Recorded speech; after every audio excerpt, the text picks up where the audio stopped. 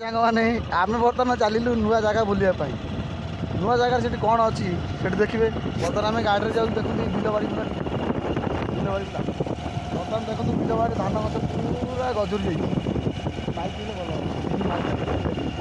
ବର୍ତ୍ତମାନ ଆମେ ଯାଉଛୁ ସେଇ ପାହାଡ଼କୁ, ସେ ସାମ୍ନାରେ ଯେଉଁ ପାହାଡ଼ଟା ସେ ପାହାଡ଼କୁ ଆମେ ଯିବୁ।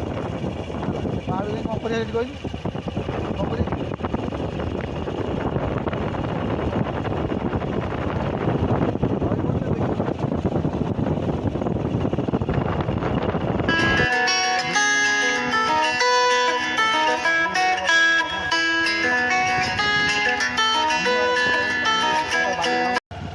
ନୂଆ ରାସ୍ତାରେ ଆମେ ଯିବା। ବର୍ତ୍ତମାନ ଆମେ ନୂଆ ରୋଡ଼କୁ ଉଠିଗଲୁ। ବର୍ତ୍ତମାନ ନୂଆ ରୋଡ଼ର ଦେଖନ୍ତୁ ନୂଆ ରୋଡ଼ ଆମର କେମିତି ହେଇଛି।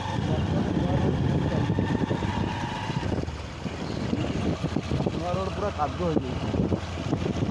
ରୋଡ଼ କାମ ଚାଲିଛି।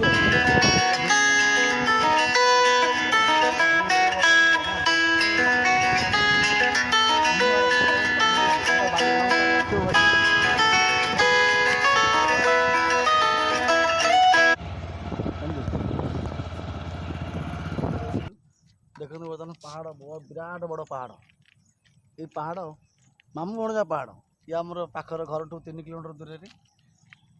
ଆଉ ରାସ୍ତା ବହୁତ କଦର୍ଯ୍ୟ ହେଇଛି। ଆଉ ଟିକେ ଆଗକୁ ଯିବା। ଆପଣ ତ ଦେଖିଲେ ରାସ୍ତା ଦେଖିଲେ ବାଟରେ ସବୁ କେଉଁ ଭଳିଆ ରାସ୍ତା ହେଇଛି। ସେଇ ରାସ୍ତାରେ ଆମେ ବର୍ତ୍ତମାନ ସେ ରାସ୍ତାରେ ଯିବୁନି, କାରଣ ଯେହେତୁ ଆମ୍ବୁଲାନ୍ସ ଯାଉଥିଲା ବହୁତ କଦର୍ଯ୍ୟ ରାସ୍ତା ଥିଲା। ବର୍ତ୍ତମାନ ଚାଲିଛି କାମ। ଆମେ ବର୍ତ୍ତମାନ ଆଉ କିଛି ଗୋଟେ ଆଗକୁ ଯିବା। ପାହାଡ଼ଟା ଗୋଟେ ଦେଖନ୍ତୁ, ପାହାଡ଼ର ଭିଉ ଦେଖନ୍ତୁ। ପାହାଡ଼ର ଭିଉ ହେଉଛି ସୌନ୍ଦର୍ଯ୍ୟ, ଅତି ସୁନ୍ଦର। ସେ ପାହାଡ଼ର ଉପରକୁ ଯିବା ପାଇଁ ବାଟ ଅଛି, କିନ୍ତୁ ହେଲେ ଆମେ ଯାଇପାରୁନି ବର୍ଷା କାଦୁଅ ପାଇଁ। ଯେହେତୁ ପାହାଡ଼ ଉପରକୁ ଯିବା ଭାରି କଷ୍ଟକର। ବର୍ତ୍ତମାନ ତଳର ଭିଉ ଆମେ ଦେଖେଇ ଦେଉଛୁ ଚାରିପାଖ ବୁଲିକି। ଦେଖନ୍ତୁ କେମିତି କ'ଣ ହେଇଛି, କମେଣ୍ଟରେ ଜଣେଇବେ। ଆଗକୁ ନୂଆ ନୂଆ ବ୍ଲଗ୍ ଆସିବ। କାଲି ବର୍ତ୍ତମାନ ଆଉ ଗୋଟେ ନୂଆ ଜାଗା ଯିବା, ହିଣ୍ଡୋଳି ବ୍ରିଜ୍ ଦେଖିବା। ବର୍ତ୍ତମାନ ପାଣି ଯେହେତୁ ମହାନଦୀ ବଢ଼ିଛି, ପାଣି ଦେଖିବା।